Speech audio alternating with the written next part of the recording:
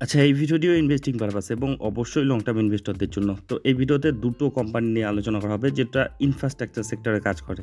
তো আপনারা জানেন যে আমাদের দেশ গ্রোয়িং কান্ট্রি, বাড়ন্ত দেশ। এক্ষেত্রে একটা বাড়ন্ত দেশের ক্ষেত্রে কিন্তু সবচেয়ে বেশি নজর দেওয়া হয় এই ইনফ্রাস্ট্রাকচার, দেশের ইনফ্রাস্ট্রাকচার বিল্ড আপের উপর। তো এক্ষেত্রে আপনারা আমাদের দেশের গ্রোথটা তো বুঝতেই পারছেন। কিছুদিন আগের জিডিপি ডাটা বেরোলো যেটা 8.4 এসেছে, যেটা এক্সপেক্ট করা হয়েছিল তার চেয়ে অনেক কিন্তু ভালো এসেছে, যেটা আশাতীত আর কি। তো গ্রোথটা বোঝাই যাচ্ছে। তো এক্ষেত্রে ইনফ্রাস্ট্রাকচার সেক্টরে যদি আপনি ডেটা দেখেন, এখন পর্যন্ত যেটা মার্কেট সাইজ রয়েছে ইনফ্রাস্ট্রাকচার সেক্টরে, সেটা হচ্ছে $204 বিলিয়ন, যেটা এক্সপেক্ট করা হচ্ছে, বিশেষজ্ঞরা যেটা বলছে আর কি, যে 2029-এর মধ্যে সেটা গিয়ে দাঁড়াবে $322 বিলিয়ন। তো প্রত্যেক বছর প্রায় 9.5% হারে কিন্তু এই বৃদ্ধিটা হবে বা হতে পারে আর কি। তো এক্ষেত্রে বুঝতেই পারছেন যে কী হারে গ্রোথ আসতে পারে এই সেক্টরটার উপর। আর এই সেক্টরটাতে কাজ করা যে কোম্পানিগুলোর মধ্যেও কিন্তু সেই রকমেরই কিন্তু বুম আসতে পারে বলে বিশেষজ্ঞরা ধারণা করছে। তো ইতিমধ্যেই কিন্তু দেখা যাচ্ছে এই সেক্টরে যে কাজ করা কোম্পানিগুলোর মধ্যে কিন্তু গতি আসা শুরু হয়েছে। সেজন্য এখানে দুটো কোম্পানি নিয়ে আলোচনা করা হবে, যে দুটো কোম্পানি আপাতত একেবারেই ছোট অবস্থায় রয়েছে, প্রাথমিক অবস্থায় রয়েছে, কিন্তু এদের বিজনেসে কিন্তু দম রয়েছে, বিজনেসে গতি রয়েছে। সেজন্য এগুলোকে কভার করা হচ্ছে। আর এগুলোর একেবারে ঋণমুক্ত কোম্পানি, এ ধরনের সেক্টরে যেটা কাজ করে ইনফ্রাস্ট্রাকচার, সেগুলো কোম্পানিতে আপনি যদি নজর করেন, এদের কিন্তু ঋণ থাকে অনেক। কিন্তু এই কোম্পানিগুলো ছোট হলেও তাদের কিন্তু কোনো ঋণ নেই। এটা কিন্তু ভীষণ একটা পজিটিভ ব্যাপার। তো যাই হোক, এই পজিটিভ ব্যাপারগুলো রয়েছে জন্যই এইগুলোকে পরিচয় করিয়ে দেওয়া হচ্ছে। তো এগুলো অবশ্যই মাথায় রাখবেন, এগুলো একেবারেই ছোট প্রাথমিক অবস্থায় রয়েছে, সেক্ষেত্রে কিন্তু রিস্ক কিন্তু বেশি থেকেই যায়। তো রিস্ক ম্যানেজমেন্ট ঠিকঠাক রেখে তবে এই মানে কোম্পানিগুলোর কথা ভাববেন। আর এগুলো কোনো ধরনের অ্যাডভাইস কিংবা রিকমেন্ডেশন নয়, কারণ শেয়ার বাজারে আমি কোনো বিশেষজ্ঞ নই কিংবা সেবি রেজিস্টার্ড অ্যানালিস্টও নই। তো যাই হোক, চলে আসি এই কোম্পানিগুলো পরিচয়। তো প্রথম যেটা কোম্পানি রয়েছে সেটা হচ্ছে লিখিতা ইনফ্রাস্ট্রাকচার, যেটা প্রায় 20 বছরের অভিজ্ঞতা রয়েছে এদের ব্যবসায়। এরা যে মেইনলি আর কি সবচেয়ে যার জন্য এরা পপুলার, সেটা হচ্ছে ক্রস কান্ট্রি পাইপলাইন লাইনের ক্ষেত্রে কিন্তু এরা সবচেয়ে বেশি popular, one of the top আমাদের দেশের মধ্যে। তারপরে এছাড়াও city gas distribution including CNG station এরা তৈরি করে। তারপরে সেগুলোর অপারেশন এবং মেইনটেনেন্সের কাজও কিন্তু তারা করে। তো এরা অয়েল অ্যান্ড গ্যাসের যে ট্রান্সমিশন সে সেক্টরে এরা কাজ করছে। তারপরে hydro project, hydrocarbon, cross country pipeline, হাইড্রোকার্বনের জন্য যে পাইপলাইনগুলো বেছানো হচ্ছে সেক্ষেত্রে কাজ করছে। আর আপাতত এদের বাজার রয়েছে, ডোমেস্টিক বাজারটাই তাদের দখলে রয়েছে। আমাদের ইন্ডিয়ার মধ্যে ব্যবসা করছে, মোটামুটি সমস্ত দেশেই কিন্তু এদের ব্যবসা রয়েছে। আপনি যদি এদের প্রোফাইলে যান দেখতে পাবেন যে দিল্লি, ওয়েস্ট বেঙ্গল, গুজরাট, অন্ধ্রপ্রদেশ, তেলেঙ্গানা, কর্ণাটকা, হরিয়ানা সমস্ত রাজ্যেই কিন্তু এদের কাজ চলছে আর কি, বা কাজ করেছে। তো যাই হোক, এই কোম্পানির যদি আপনি রিটার্ন দেখেন প্রথম থেকে এখন পর্যন্ত, এটা মার্কেটে নামার খুব একটা বেশি দিন হয়নি, 2020-তে এটা মার্কেটে নেমেছে, তখন থেকে এখন পর্যন্ত মোটামুটি 276% মতো রিটার্ন দিয়েছে, যেটা বর্তমানে 257 টাকায় চলছে। আর এগুলো ভোলাটাইল থাকবে, এটা জানা কথাই, কারণ এগুলো একেবারেই ছোট ধরনের কোম্পানি। তো সেক্ষেত্রে দেখুন 238% রিটার্ন দেওয়ার পর 50% কারেকশন এসেছে, তারপরে সেখান থেকে আবার সেরকম রিটার্ন দেওয়ার পর আবার কিন্তু কারেকশন মোডে রয়েছে। এখনও যদি দেখেন অল টাইম হাই থেকে মোটামুটি কিন্তু 25% কাছাকাছি কিন্তু কারেকশনে রয়েছে। তো যে কোনো স্টকের ক্ষেত্রে কারেকশনের কিন্তু এন্ট্রি মারাটা সেটাই কিন্তু ভালো এন্ট্রি হতে পারে। তো যাই হোক, এই কোম্পানির যদি আপনি ফান্ডামেন্টাল প্যারামিটারগুলো দেখেন, এর মার্কেট ক্যাপিটাল 1000 কোটি রয়েছে মাত্র, প্রাইস আর্নিং রেশিও একেবারে সুন্দর রয়েছে, 15.9 রয়েছে, মানে খুব ভালো ভ্যালুয়েশনে রয়েছে। রিটার্ন অন ইকুইটি সুন্দর রয়েছে 27%-এর মতো, বুক ভ্যালু 69 রয়েছে, প্রায় 70-এর মতো, আর বর্তমানে 256 টাকায় চলছে। ফেস ভ্যালু 5 রয়েছে, ডিভিডেন্ডও দিচ্ছে 0.59% হিসেবে। তো ডিভিডেন্ড দিচ্ছে মানে এরা প্রফিটেবল কোম্পানি, এদের ব্যালেন্স শিট স্ট্রং রয়েছে, তো সেগুলোও দেখে নিই। তো এদের যদি বিজনেসটা দেখেন, বিজনেসে কেমন গ্রোথ হয়েছে দেখুন। 2018-তে এদের সেলস ছিল 87 কোটি, সেটা পরের বছর হলো 139, তারপরে পরের বছর 161, তারপরে 191, 257, 351, এবার 398, মানে 400-র কাছাকাছি আরও বাড়বে ফোর্থ কোয়ার্টারে।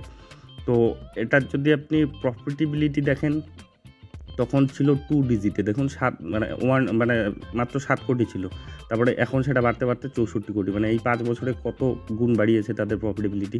আর সেলসও বাড়ছে, মানে তাদের ব্যবসা কী হারে বৃদ্ধি হচ্ছে। আর সবচেয়ে এদের পজিটিভ ব্যাপার হচ্ছে এদের ব্যালেন্স শিটটা দেখুন, এদের রিজার্ভ কিন্তু দিন দিন শক্তিশালী হচ্ছে এবং খুব দ্রুত শক্তিশালী হচ্ছে। 2018-তে ছিল 28 কোটি, সেটা বাড়তে বাড়তে বর্তমানে 256 কোটি, কিন্তু ঋণ কিন্তু একেবারেই নেই। 2018-তে যেটা 14 কোটি ছিল, এখন একেবারেই জিরো, মানে লং টার্মে হোক শর্ট টার্মে হোক কোনো ঋণই নেই। তো ভীষণ পজিটিভ একটা ব্যালেন্স শিট রয়েছে এত ছোটো কোম্পানির হিসাবে। তো আপনি যদি এর শেয়ার হোল্ডিং প্যাটার্নটা দেখেন, এই শেয়ার হোল্ডিং প্যাটার্নও প্রোমোটার কিন্তু যথেষ্ট পরিমাণে রয়েছে, 70%-এর মতো। এফআইডিটা নজর দেওয়া শুরু করেছে, এত মাইক্রোক্যাপ ধরনের কোম্পানিতে এফআইডি এটা সাধারণত মানে নজর দেয় না, তো নজর দিচ্ছে আর কি তারাও। আর পাবলিক রয়েছে প্রায় 30%-এর কাছাকাছি। তো যে ডেটাগুলো রয়েছে সেগুলো কিন্তু খুবই সম্ভাবনাময় একটা ডেটা, সব কিছুতে কিন্তু পজিটিভিটি রয়েছে। তো এই কোম্পানিটির উপর আপনারা নজর রাখতে পারেন। এরপরে যেটা কোম্পানি রয়েছে সেটা হচ্ছে প্রেরণা ইনফ্রাবিল্ড লিমিটেড। তো এর নাম শুনেই বুঝতে পারছেন এরাও ইনফ্রাস্ট্রাকচারে কাজ করে, ইনফ্রাস্ট্রাকচার বিল্ডিং তৈরি করার কাজ করে। এদের যদি ক্লায়েন্টগুলো দেখেন, গুজরাট গ্যাস রয়েছে, তারপরে SBI, buddy plaza, Tata, LIC, Reliance, এরাও এদের ক্লায়েন্ট রয়েছে। তো অবশ্যই ক্লায়েন্ট বেস শক্তিশালী হলে একটা আলাদাই কনফিডেন্স জাগে। তো এই কোম্পানির যদি আপনি রিটার্ন দেখেন, গত 1 বছরে মোটামুটি 32%-এর মতো রিটার্ন, গত 5 বছরে 180%-এর মতো রিটার্ন দিয়েছে।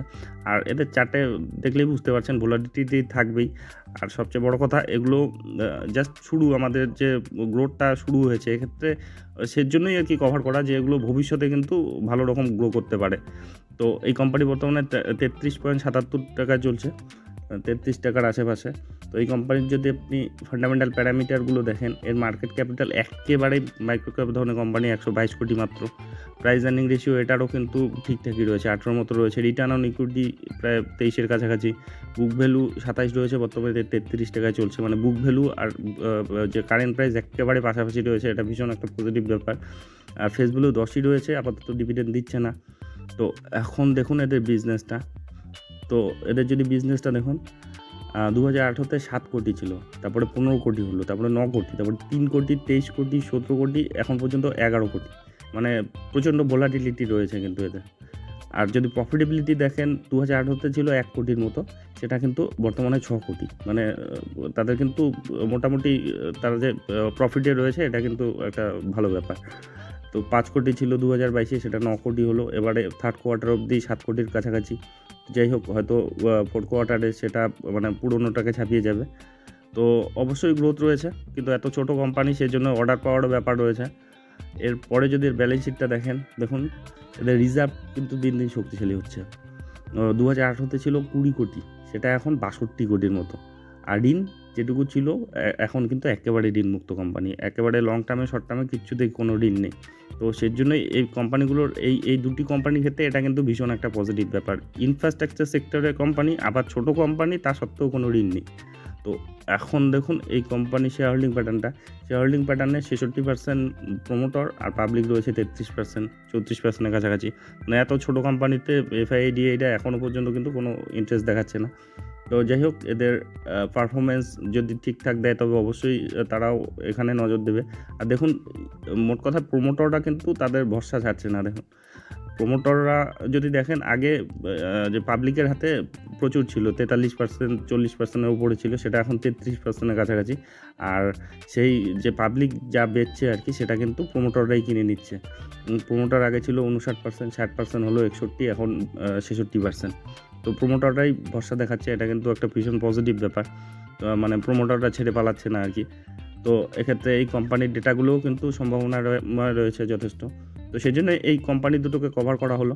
তো যাই হোক, এ ধরনের ভিডিও যদি আপনাদের উপকারে লেগে থাকে তো অবশ্যই চ্যানেলটি সাবস্ক্রাইব করে রাখবেন। আর অবশ্যই একটা কথা, এগুলো কোনো ধরনের রিকমেন্ডেশন নয়, কারণ আমি কোনো শেয়ার বাজারের অ্যানালিস্ট নই, কিংবা সেবি রেজিস্টার্ড অ্যানালিস্টও নই।